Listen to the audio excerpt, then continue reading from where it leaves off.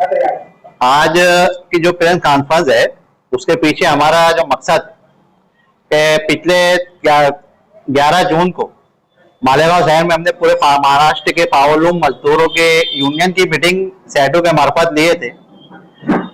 वहां पर हमने तय किए थे कि आज महाराष्ट्र के पावरलूम मजदूरों की जो हालात है बद से बदतर होते जा रहे, कच्ची बस्तियों में टूटे फूटे मकानों में रहने पर मजबूर है, महंगाई का सामना वो अपनी पगार के दम पर नहीं कर पा रहे। प्लस हुकूमत ने सरमायादारों के लिए इतनी सुविधा पैदा कर दी है कि हम मजबूर है कि अपने आप पगार को बढ़ा सके। इसलिए उस मीटिंग में पावरलूम मजदूरों की जो मीटिंग पूरे महाराष्ट्र की हुई थी उसमें डॉक्टर DL कराड़ के नेतृत्व में, उनकी लीडरशिप में यह तय हुआ कि महाराष्ट्र के पावरलूम मजदूरों के हालात अगर सुधारना है तो हमें कल्याणकारी मंडल बनाना होगा। उसके लिए महाराष्ट्र सरकार पर प्रेशर बनाने के लिए 1 अगस्त को आजाद मैदान में एक आंदोलन होने वाला है। पूरे महाराष्ट्र के पावरलूम मजदूर जो है वहां जमा हो गए। इच्छाकरंजी, भिवंडी, सोलापुर, मालेगांव और धुलिया से 1 अगस्त को आजाद मैदान में पावरलूम मजदूर वहां लाखों की तादाद में जमा हो गए।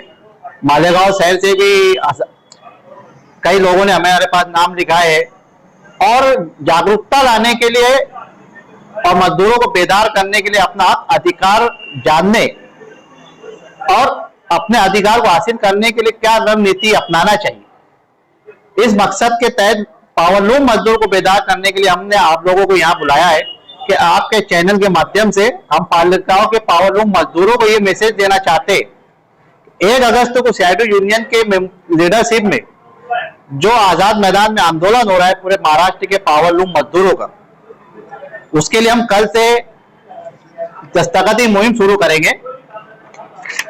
ये लेटर पर पावरलूम मजदूरों के सिग्नेचर लिएंगे जिसके अंदर ये लिखा हुआ है कि महाराष्ट्र के मुख्यमंत्री और कामगार मंत्री के नाम ये लेटर है और इसमें हमने मांगनी की है कि पावरलूम मजदूरों का कल्याणकारी मंडल बनाया जाए। ये वक्त की जरूरत है, पावरलूम मजदूरों के हालात सुधारने के लिए ये जरूरी है। कल्याणकारी मंडल से हमारे पावरलूम मजदूरों को बहुत से फायदे मिलेंगे, उन्हें पेंशन मिलेंगी, बच्चों की शादी ब्याह के लिए पैसा मिलेगा और बोनस वगैरह जो है कल्याणकारी मंडल से मिलता है।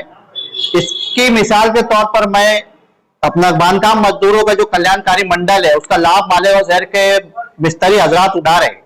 आप उनसे जान सकते हैं कि उससे क्या फायदा होता है। उस कल्याणकारी मंडल को बनाने के लिए हुकूमत इतनी आसानी से मानेगी नहीं, हमें कुछ ना कुछ जोर जब आंदोलन करना पड़ेगा, अपनी आवाज को हुकूमत तक पहुंचाने के लिए हरकत करनी पड़ेगी। वो कहते हैं ना कि जब बात उसूलों की हो तो टकराना जरूरी है, अगर जिंदा हो तो जिंदा नजर आना जरूरी है।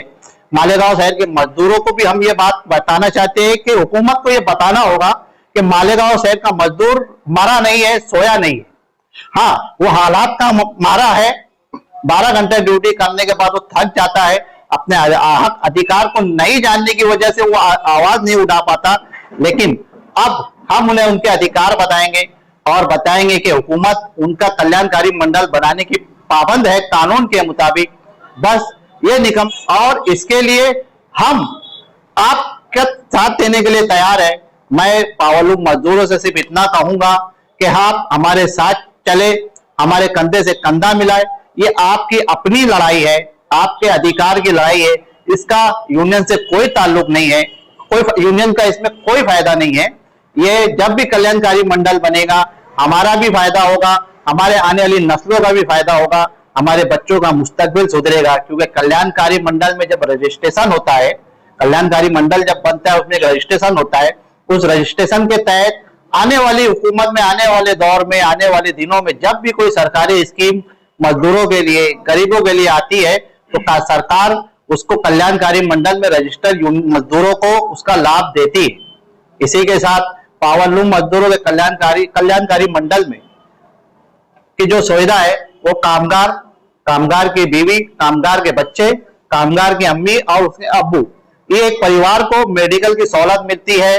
उनके कामगार के बच्चों को शादी ब्याह में हुकूमत की तरफ से फंड मिलता है, कोई डिलीवरी के लिए पैसा मिलता है, घर बनाने के लिए कोई स्कीम आती है तो उसमें मजदूर का हिस्सा होता है, ऐसे अनगिनत फायदे मिलते हैं। लेकिन सरकार इतनी आसानी से ये नहीं देगी, आप सरकार को जानते हो। इसलिए मैं पावरलूम मजदूरों से एक बार फिर विनती करूंगा कि कल से हम लोग आपके बीच में आएंगे, हमारे लोग होंगे, आपसे दस्तखती मुहिम के जरिए हम आपसे जुड़ेंगे ताकि आपका जाति लेटर सीएम तक पहुंचे और सरकार जागरूक हो। इसलिए ये जो मुद्दा है कि बीमार साइजिंग के दुए से वाकई में ये मैं मानूंगा कि वो जो आवाज उठी है वो सही है, और इसमें साइजिंग मालकान की गलती है कि वो दो पैसा बचाने और कानून की और हुकूमत की नजरअंदाज को सीरियसली नहीं लेते और फिर बड़ी मुसीबतों में फंस जाते हैं। लेकिन हम साइजिंग कामगारों को ये कहना चाहते हैं कि वक्त से पहले अपनी तैयारी कर ले, क्योंकि पिछले टर्म में भी जब एक व्यक्ति ने, मैं नाम नहीं लूंगा लेकिन जानते हैं लोग के साइजिंग के ऊपर मुद्दा आया था, तो उस व्यक्ति के करते 28 साइजिंग को बंद करने का आदेश कलेक्टर की तरफ से, ग्रैंड ट्रिब्यूनल की तरफ से कलेक्टर को आया था। हमने भी वहां जाकर नुमाइंदगी की और कलेक्टर को कहा कि भाई 28 साइजिंग जो बंद हो रही है उसमें जो कामगार काम करते हैं उनके रोजगार का मसला है, तो उसका क्या। तो कलेक्टर ने मुझे कहा था कि भाई आप उनका डेटा ला कर दो, मैं उनको हुकूमत की तरफ से कुछ ना कुछ फायदा दूंगा। लेकिन साइजिंग मालकान जो है कामगारों का रजिस्ट्रेशन नहीं रखते, वो हम ये बता नहीं सकते कि हम कामगार हैं या क्या काम करते हैं, क्या काम करते हैं। जैसे मिसाल के तौर पर अगर एक डॉक्टर है तो उसके पास डॉक्टरी का सर्टिफिकेट होता है, हुकूमत को पता होता है कि मेडिकल लाइन में खिदमत कर रहा है। एक वकील है, उसके पास LLB की डिग्री होती है, हुकूमत से मंजूर शुदा, हुकूमत को पता होता है कि ये व्यक्ति जो है कानून में लोगों की मदद कर रहा है। लेकिन पावरलूम मजदूर क्या, उसका कोई डॉक्यूमेंट नहीं होता, उसकी वजह से वो लाभ नहीं मिला। तो मैं साइजिंग मजदूरों से स्पेशली कहना चाहता हूं कि वक्त रहते आप यूनिट हो जाओ, एकजुट होकर। CITU यूनियन आपकी हर लड़ाई लड़ने के लिए तैयार है, आपकी हर लड़ाई लड़ने के लिए हम तैयार है, और आप हमारे साथ आओ, हमसे जुड़ो, हम साइजिंग मजदूरों की लड़ाई लड़ने के लिए तैयार है। तो क्या बिल्कुल, अगर हमने यूनियन बनाया तो ये हमारा अधिकार है, हमारा फर्ज बनता है कि हम कामगारों को सहूलत पहुंचाने के लिए हम मुमकिन कोशिश करें। लेकिन हमको जो दिक्कत आती है वो ये आती है कि मजदूर हमारे साथ बुनियादी तौर पर नहीं जुड़ता। मैं ऊंट पे बैठकर बकरियां खालने वाला काम नहीं करूंगा कि हम ये करेंगे, हम वो करेंगे। हमको करने के लिए एक ताकत चाहिए। आज सरकार जो है लेटर से और इससे नहीं जाती, उनको यूनिटी में ताकत बताना पड़ती है, सरकार को हिलाना पड़ता है। इसकी एक मिसाल किसानों का आंदोलन है। तो आज हमारे साथ मजदूर नहीं है, मजदूर अगर हमारे साथ जुड़ता है बुनियादी तौर पर तो हम उसके अधिकार को दिलाने के लिए तैयार है। संडास बाथरूम का जो नज्म है ये हमारे शहर के सरमायादारों की बेईमानी। एक मुसलमान होने के नाते, कानूनन तो जाने दीजिए, मुसलमान होने के नाते उनका सारे हक बनता कि हमारे यहाँ काम करने वाले हमारे मातहत को उसकी बुनियादी सहूलत दी जाए जिससे वो सहूलत हासिल कर सके। पिछले दिनों अल्ताफ मुजावर भी मजदूरों की बात को लेकर रुके थे, कुछ देखने में ये आया कि आपने उसे तंजीम से निकाल दिया, ऐसा क्या हुआ कि उसे तंजीम से निकाल दिया?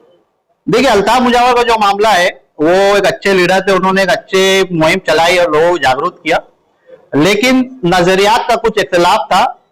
अल्ताफ मुजावर अक्सर डिमांड ये करते थे कि हमें सियासी पार्टी और सियासी लोगों से जोड़कर रहना चाहिए, और उसका मुजाहरा उन्होंने किया भी कि आज वो राष्ट्रवादी के स्टेज पर है, राष्ट्रवादी के प्लेटफॉर्म पे, और हमारी जो यूनियन है वो गैर सियासी तौर पर मुहिम चलाती है। हमारी अपनी कम्युनिस्ट पार्टी ही है, लेकिन वो भी हमारे मामले में इंटरफेयर नहीं करती, हम अपने तौर पे चलाते। और मैं मजदूरों को भी ये बात कहना चाहता हूं कि अगर हम किसी प्लेटफॉर्म से, किसी व्यक्ति से, किसी सियासी पार्टी से जुड़ते हैं तो उसके नजरियात के तहत हमको चलना होगा। आज अगर मैं किसी पार्टी से जुड़ता हूं तो कल मैं को मजदूरों से अपील करनी पड़ेगी कि आप इस पार्टी को वोट दो, जबकि मेरे पास आने वाले कामगार, मेरे सभासद अलग अलग पार्टी के नजरियात को मानने वाले हो सकते हैं। तो हमारी जो यूनियन है वो सिर्फ मजदूर की मजदूरी देखती है, वो किस पार्टी से वो ताल्लुक रखता है वो नहीं देखती। तो हमारा और अल्ताफ मुजावर को का जो तकलाब है वो सियासी नजरियात को लेकर है।